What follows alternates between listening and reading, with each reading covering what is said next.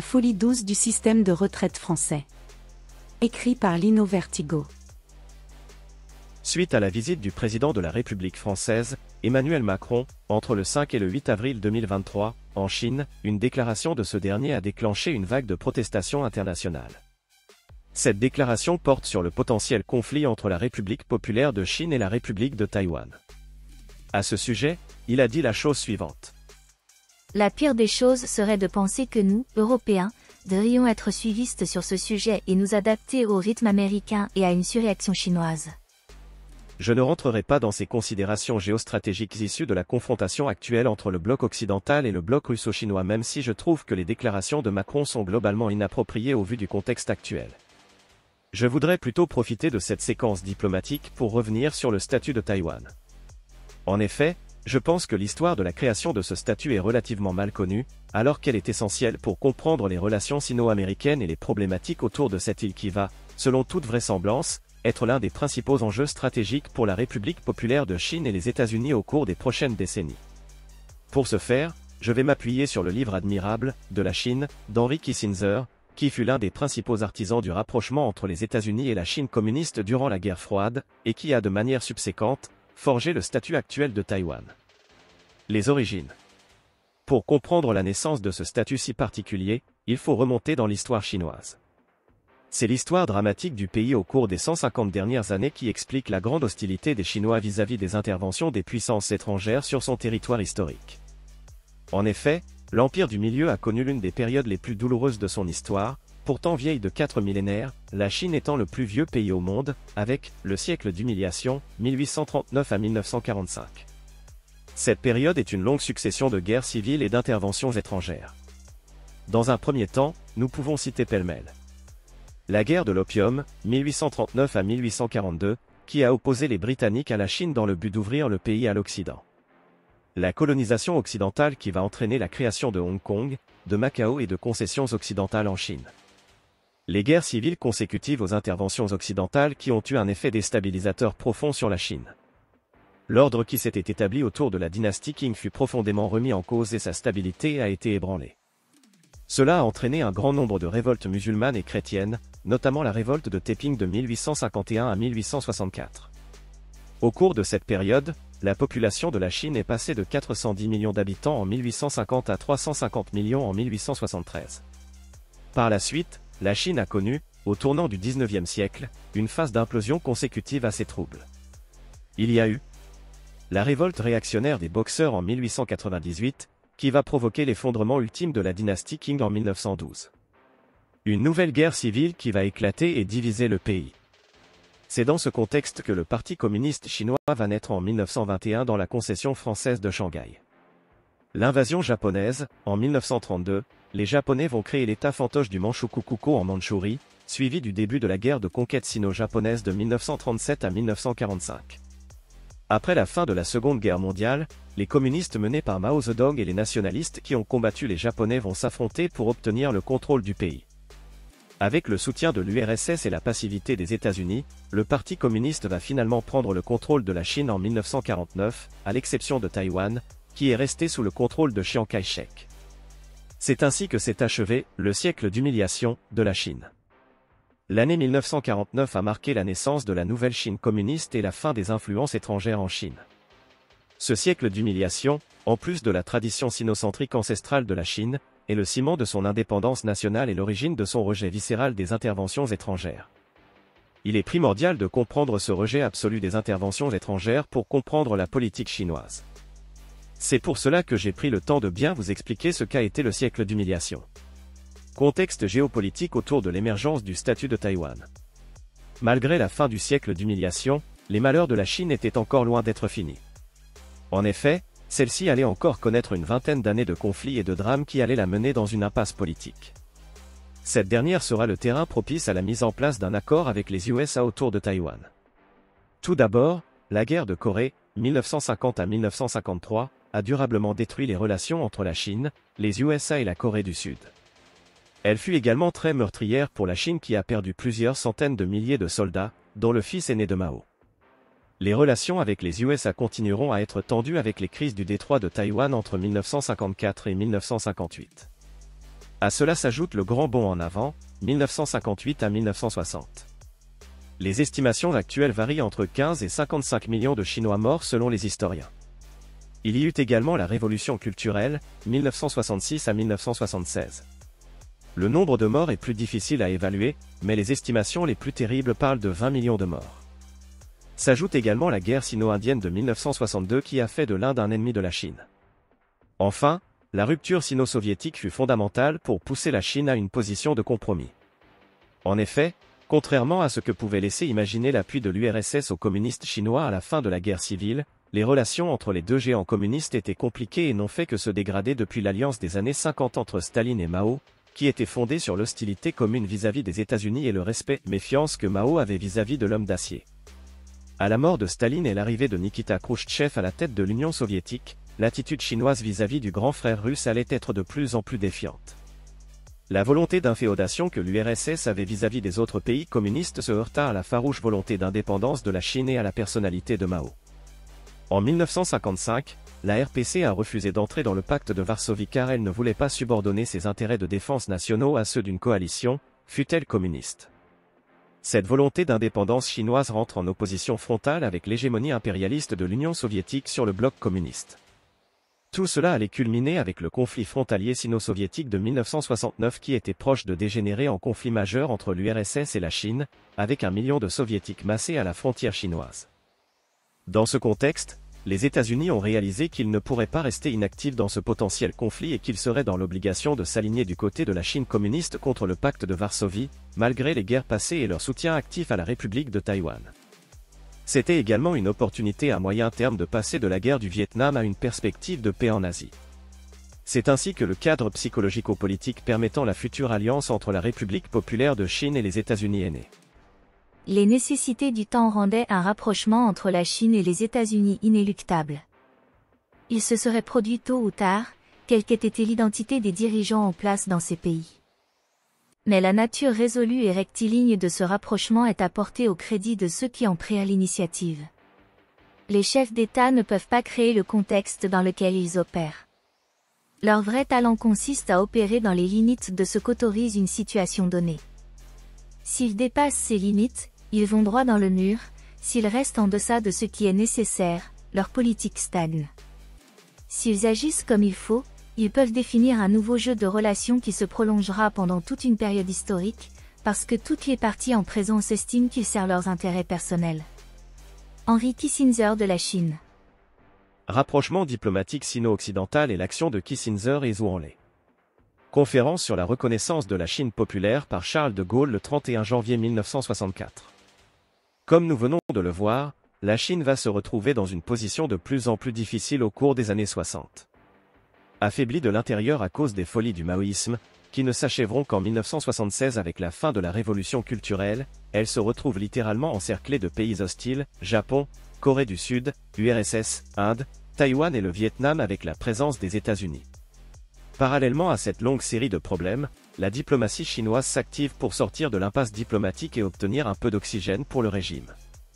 Le premier événement notable est la reconnaissance de la République populaire de Chine par la France du général de Gaulle et l'établissement d'un dialogue diplomatique en 1964, malgré la pression des États-Unis.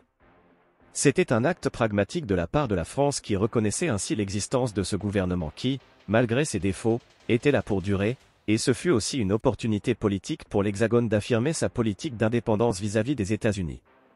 C'est cette longue histoire franco-chinoise qu'Emmanuel Macron a voulu convoquer avec ses déclarations suite à sa visite en Chine. Les intérêts des deux pays se rejoignirent à ce moment-là, comme ils se rejoindront plus tard entre les États-Unis et la Chine populaire. En 1971, on a du mal à s'en souvenir, les États-Unis ne reconnaissaient pas Pékin comme capitale de la Chine. La Chine et l'Amérique n'avaient pas de diplomates en poste dans leurs capitales respectives, et aucun moyen de communiquer directement l'une avec l'autre. L'ambassadeur des États-Unis en Chine résidait à Taipei, et l'ambassadeur chinois aux États-Unis était le représentant de Taïwan. Aucun diplomate, aucun fonctionnaire américain n'était en poste à Pékin. Les « bureaux de liaison » n'ont été établis que 18 mois plus tard. Henry Kissinger de la Chine.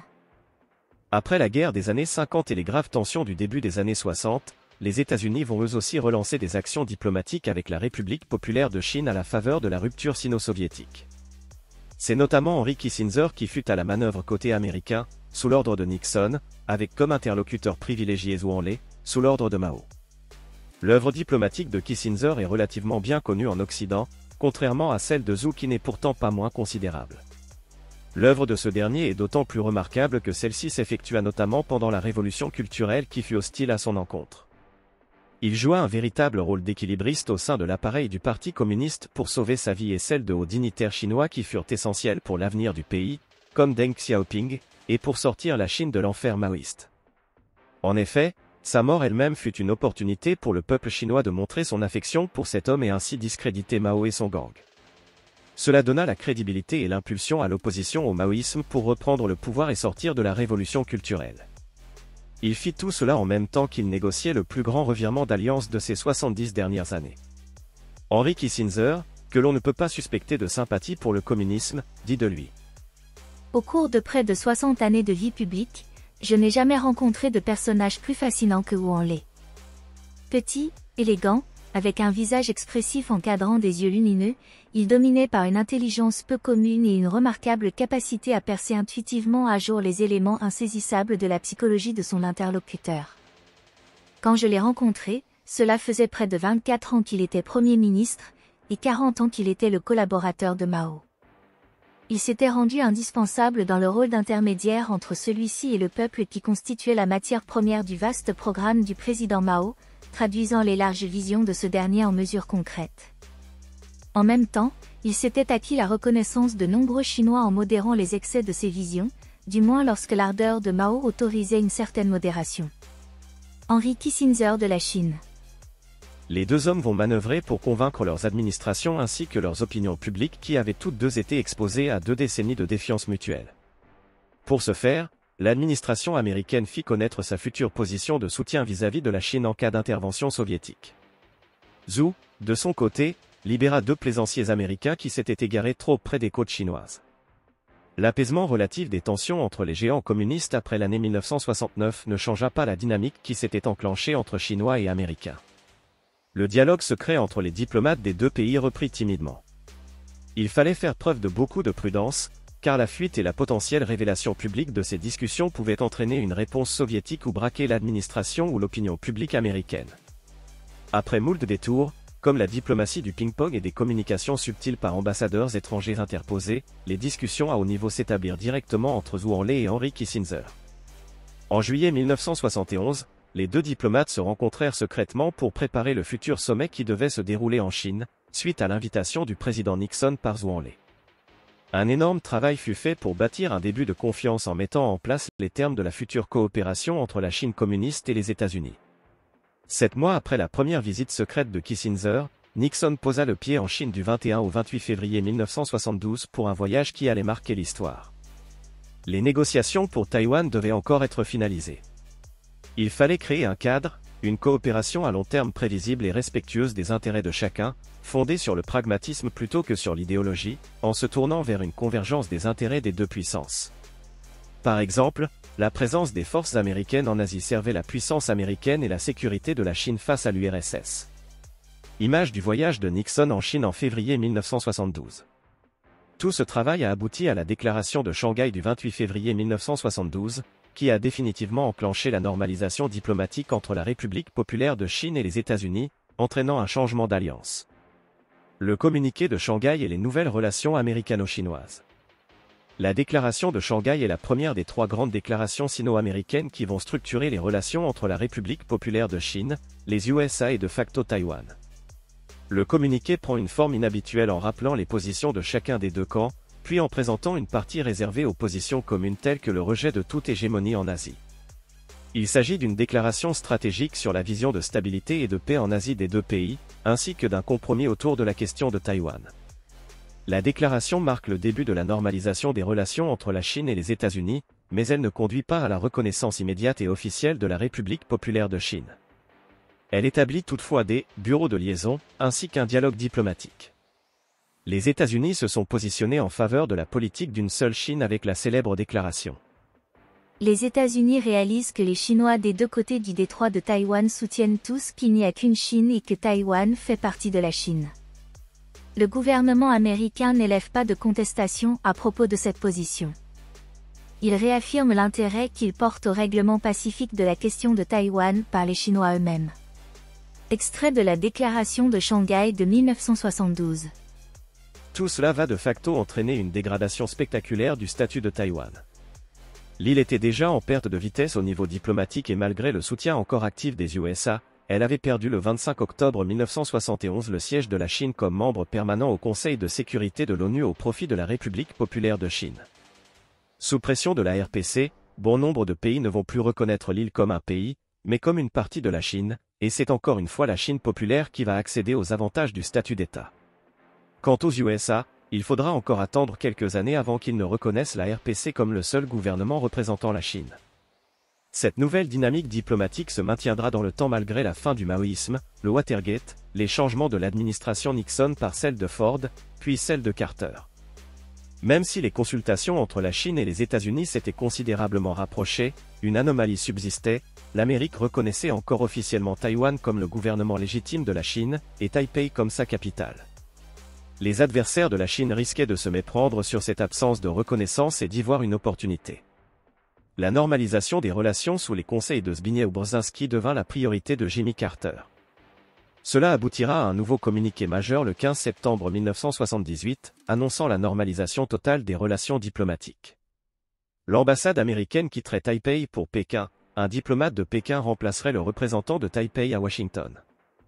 À l'inverse de 1972 avec la visite de Nixon, c'est cette fois-ci Deng Xiaoping qui visita les USA en 1979. Suite à la normalisation de 1978, un processus de rééquilibrage des relations se fit chez les Américains.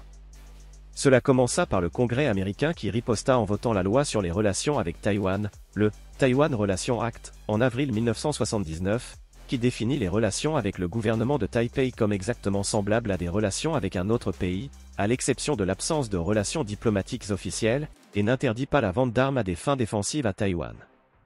Les États-Unis sont tenus de défendre Taïwan contre une invasion chinoise. La troisième étape se fit avec l'élection de Ronald Reagan qui en voulait terriblement à l'administration Carter d'avoir coupé les liens officiels avec Taipei et rétrogradé l'ambassade américaine à Taïwan au rang d'un « institut américain » privé.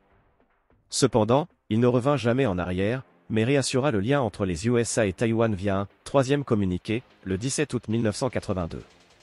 Celui-ci était volontairement plus ambigu que les précédents, permettant une plus grande marge. La politique de l'administration Reagan à l'égard de la Chine et de Taïwan pendant le premier mandat fut donc fondée sur des contradictions presque incompréhensibles et fut un modèle du genre, entre des personnalités en compétition, des objectifs conflictuels, des assurances contraires apportées à Pékin et à Taipei, et des impératifs moraux et stratégiques incommensurables.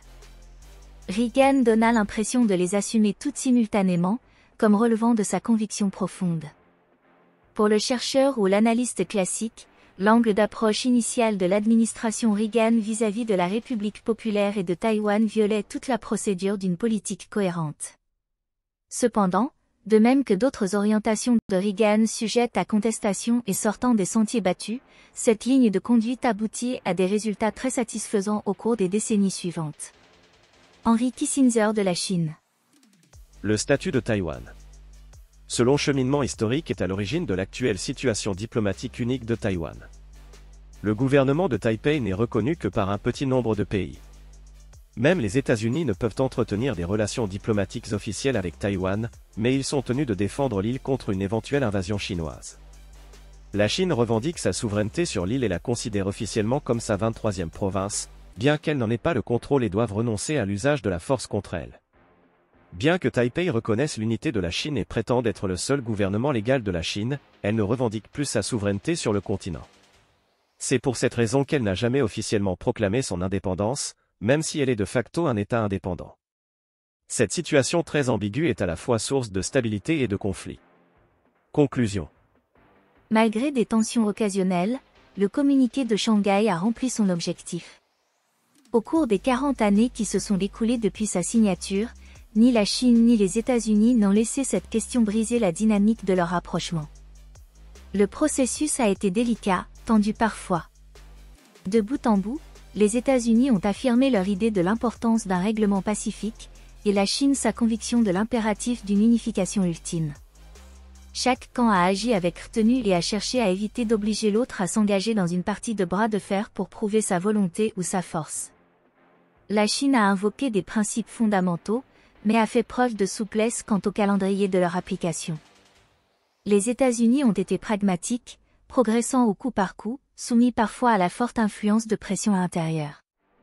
Dans l'ensemble, Pékin et Washington ont accordé la priorité aux relations sino-américaines. Il ne faut cependant pas confondre un modus vivendi et une situation permanente. Aucun leader chinois n'a jamais renoncé à insister sur l'unification ultime de son pays, et il ne faut pas attendre une chose pareille de leur part. Il est probable qu'aucun leader américain ne renoncera jamais à l'idée que ce processus doit être pacifique, ni ne révisera le point de vue américain sur ce sujet.